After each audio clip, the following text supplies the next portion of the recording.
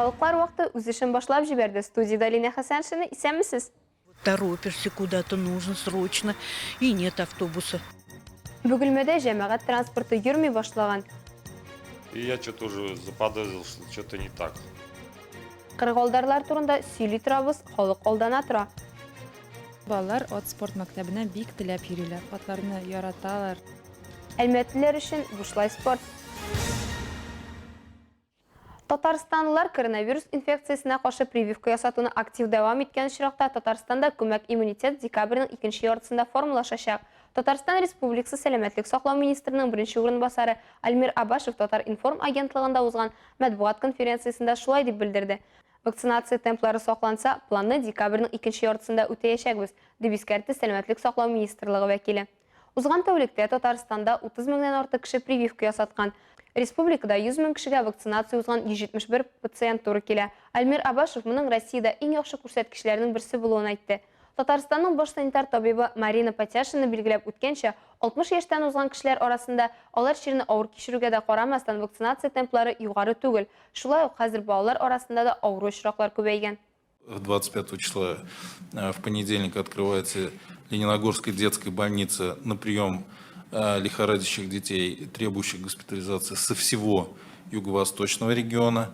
То есть мы форматируем сегодня работу медицинских организаций под нужды наших детишек, для того, чтобы они своевременно и в полном объеме получили медицинскую помощь.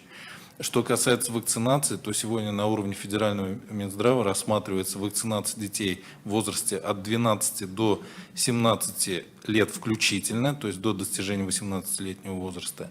Вакцина сейчас, как вы, наверное, уже слышали и наблюдаете в средствах массовой информации, находится на этапе получения разрешения к применению. Значит, даже такое тизерное название там было, «Спутник М», так называемый, да, наверное, слышали уже. Значит, как только будет официальный документ о вводе этой вакцины в гражданский оборот, мы тут же проинформируем средства массовой информации и начнем работу по вакцинации детей. Предлагать начнем.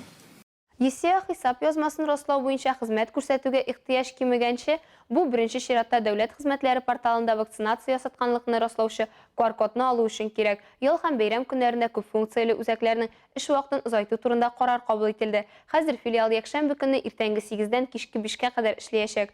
Өстәмә вакыт якшәмбедән кала сишәмбе һәм шимбә көннәрендә дә каралган.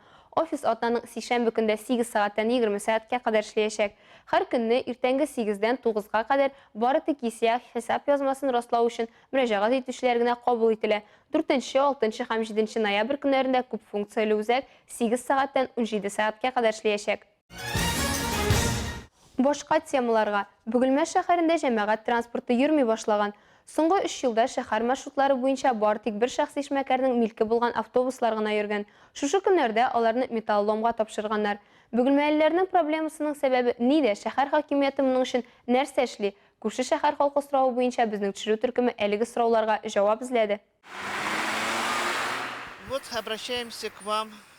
Без сезгә ярдәм итүегезне сорап мөрәҗәгать итәбез. Безнең шәһәр эчендә йөри торган автобуслар юк. Безгә шундый бүләкне 2 октябрь көнне өлкәннәр көненә ясадылар. Автобуслар җәй көн үк сирәк йөри башлады. 1 сәгать 20 минут көтеп тора идек. Ул вакытта диспетчер кызлар ВКонтакте социаль челтәрендә төркем оештырып, без шуннан мәгълүмат карый идек дип зарын җиткерде Әлфия ханым Зиннатуллина. Бөгелмәлеләр хәзер җәяү йөри, башка чаралары юк. Ну это плохо, конечно. Все равно бывает же, вот торопишься куда-то, нужно срочно, и нет автобуса. Идешь пешком добираешься.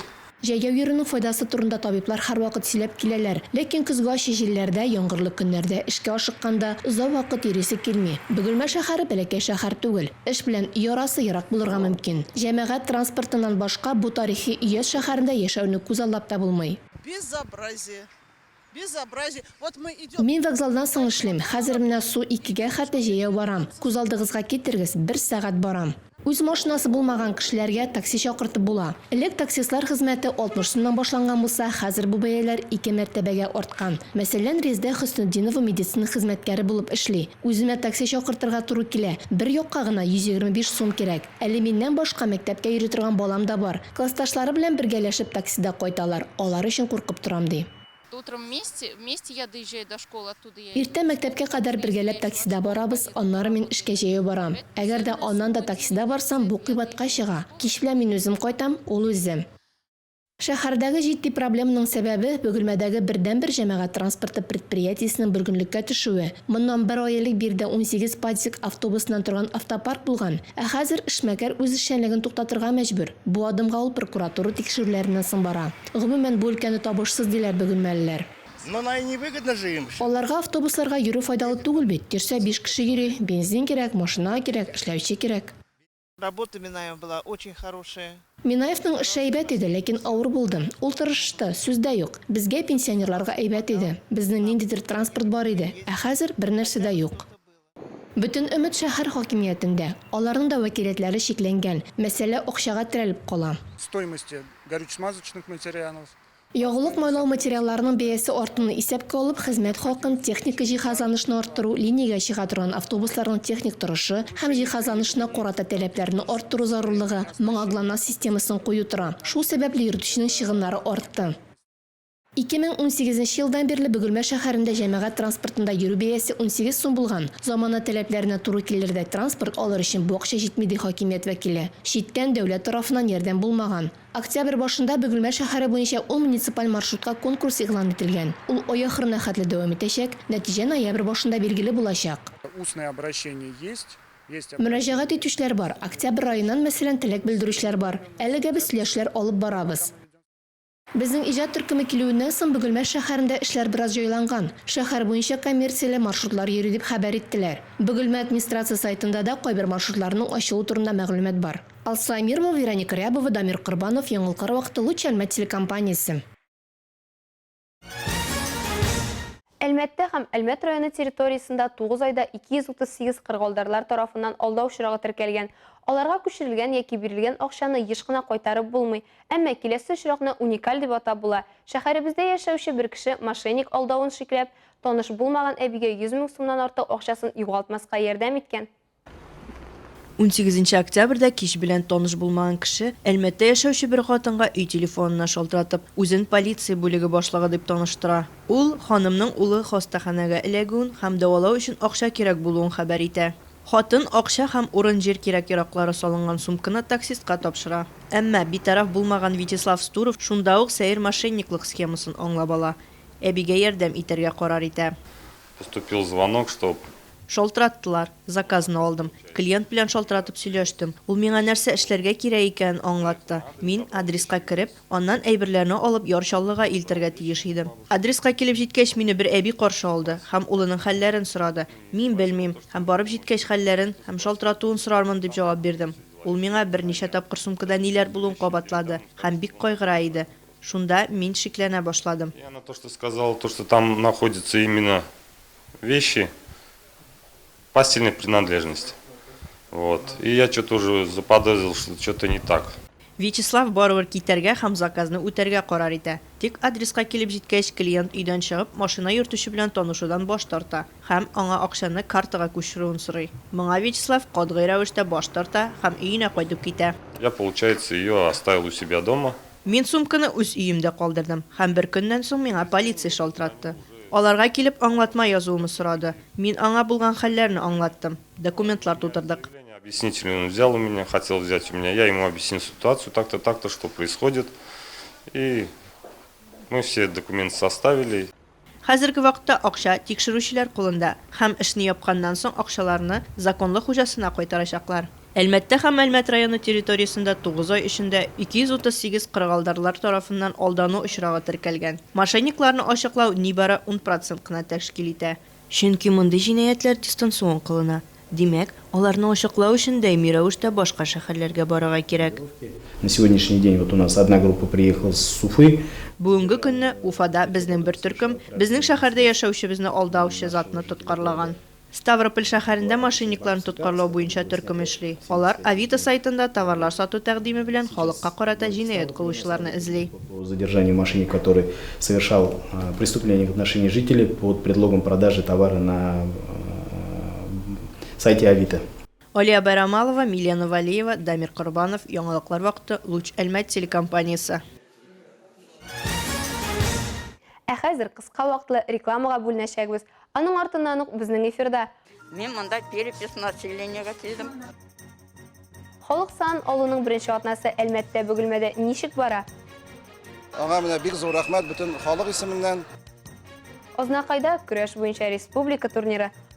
Балалар от спорт мәктәбенә бик теләп йөриләр. Атларны яраталар.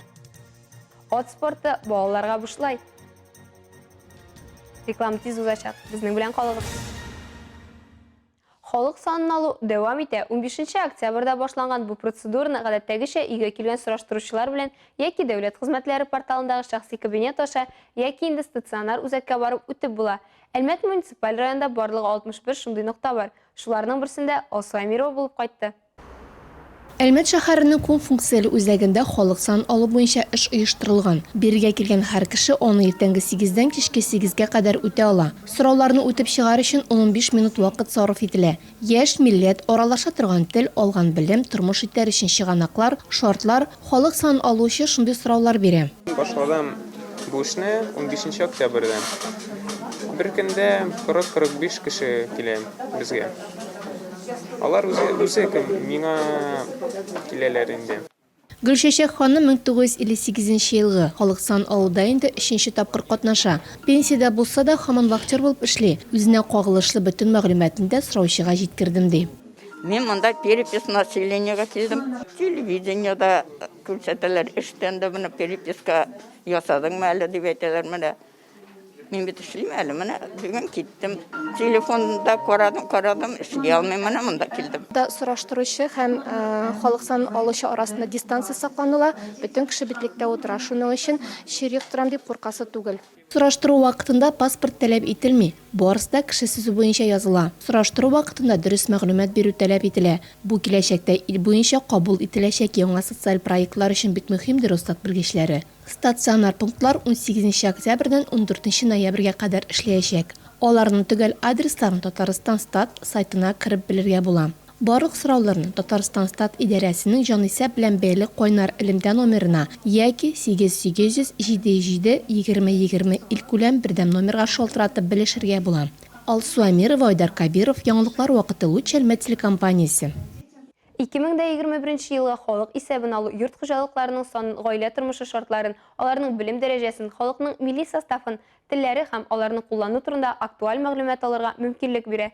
Бөгелмәдә халык санын алуның ничек узуын хезмәттәшләребез белә. Артем Сергеев халык санын алучыларның иң яше. Ул бу эшне институтта уку белән бергә алып бара. Укудан буш вакытында зәңгәр төстәге сумкасын алып, үз участогындагы торак биналарны йөреп чыгарга ашыга. Мин бу эшне уку белән бергә аралаштырып алып барам. Көненә 10-нан 20-гә кадәр кешене исәпкә алам. Бик кызыклы эш бу. Шәһәрдә һәм районда стационар исәпкә алу участоклары да эшли. Бүгенге көндә мондый участоклар 9. Алар күп функцияле үзәктә дәүләт статистикасы бүлегендә чаңгы базасы спорт сәламәтләндерү комплексында урнашкан. Исәпкә алу участоклары шулай ук районның 4 зур авыл җирлегендә һәм Карабаш бистәсендә дә бар. 15 октябрьдән халык санын алу башланды һәм ул 14 ноябрьгә кадәр дәвам итәчәк. 15 октябрьдән Россиядә яшәүче һәр кешенең дәүләт хезмәтләре сайтындагы шәхси битендә исәпкә алуны мөстәкыйль рәвештә узарга мөмкинлеге бар. Моны стационар участокларда да эшләп була. На стационарных участках. Күп кенә бөгелмәлеләр исәпкә алучыларны өйләренә кертмиләр, мошенниклардан куркалар. Шуңа күрә белгечләр исәпкә алучының таныклыгын тикшерергә киңәш итә. Ул паспортны күрсәткәндә генә гамәлдә. Исәпкә алучылар зәңгәр төстәге жилетта һәм зәңгәр төстәге сумка белән йөри. Кулларында планшетлар бар.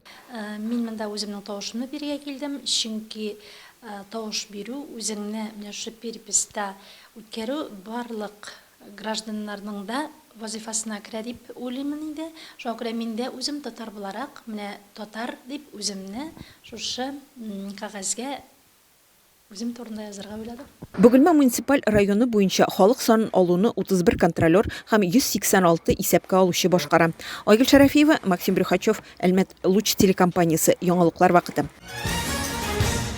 Башка темаларга от авыл кешесе өчен генә түгел, табигатьне үз иткән шәһәр кешеләре өчен дә айрата якын тема. Республикабызның көньяк-көнчыгышында от спортын үстерүгә нефтчеләребез айрата зур игътибар бирә. Һәм нәкъ менә алар ярдәмендә калабызда спорт мәктәбе эшли дә инде. Анда мәктәп укучылары бушка шөгыльләнә. Әлмәтнең от спорт мәктәбе җиһазландырылу хайваннар саны нәтиҗәләр буенча республикада гына түгел, муниципаль мәктәпләр арасында Идел буе федераль округының иң яхшыларының берсе ди Әлмәт районы спорт идарәсе начальнигы Дмитрий Бакалдин. Аның сүзләренчә, шәһәребез кунаклары безнең от спорт мәктәбен күреп гаҗәпләнә, чөнки биредә бик яхшы шартлар тудырылган. Большое спасибо хотелось сказать нефтяникам, потому что много лет благодаря программе, которая развитие конно-спортивного спорта. Нефтчеләргә зур рәхмәт әйтәсе килә. Татнефтьнең от спорты үсеше буенча булдырылган программасы Әлмәт спорт мәктәбенә яшәргә ярдәм итә. Үзегез аңлыйсыз, атлар тоту җиңел дә, арзан да түгел. Конному спорту, этим исконно нашим традиционным направлением.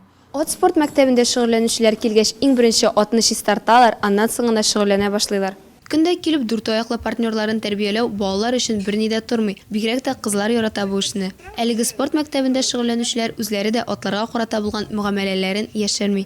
Мин 9 ел ат спорты белән шөгыльләнәм. Атларны бик яратам.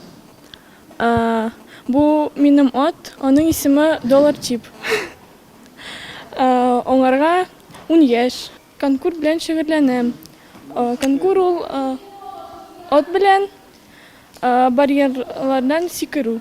16 яшьлек Шулпан ат спортында 10 елга якын булса, Әмир бу уку елында гына шөгыльләнә башлаган. Мин бер ай шөгыльләнәм, миңа атлар шушый. Мин атны бик яратам. Минем атым покоритель. Я занимаюсь 4-й год, мне нравится общаться с животными. Мин 4-нче ел шөгыльләнәм, миңа хайваннар белән аралашу ошый. Бу спорт менә дигән мөмкинлек бирә. Мин конкурс буенча республика ярышларында катнаштым. Проехала хорошо, чисто в первый день. Гүзәл Шафикова биредә 13-нче елдан эшли. Балалар мәктәптән соң килә, атларын әзерли, аннан соң гына манежга чыга ди. Безнең балалар от спорт мәктәбенә бик теләп йөриләр. Атларны яраталар, кайберләре атлар белән хыялланалар. Әлмәтнең ат спорты мәктәбе 2007 елдан эшли. 15 ел дәвамында биредә шөгыльләнүче спортчылар Әлмәтне бер генә тапкыр танытмаган. Монда тәрбияләнүчеләр республиканың бердән-бер халыкара ярышлары җиңүчеләре, төбәк-ара ярышлар, чемпионатлар һәм беренчелекләрнең күп тапкырлар чемпионнары да шул мәктәптән чыккан.